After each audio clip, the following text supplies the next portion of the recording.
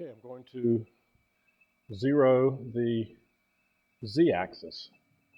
You can see I'm moving the head down, the cutter is on it.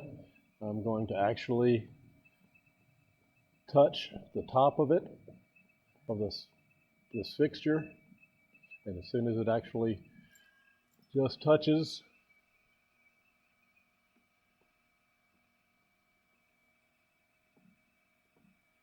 I'll know that I'm there.